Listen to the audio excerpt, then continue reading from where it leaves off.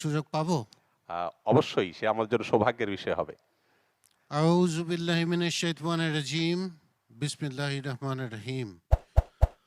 আলহামদুলিল্লাহি রাব্বিল আলামিন আর রহমানির রহিম মালিক ইয়াউমিদ্দিন ইয়াকা না'বুদু ওয়া ইয়াকা নাস্তাঈন اهدنا الصراط المستقيم صراط الذين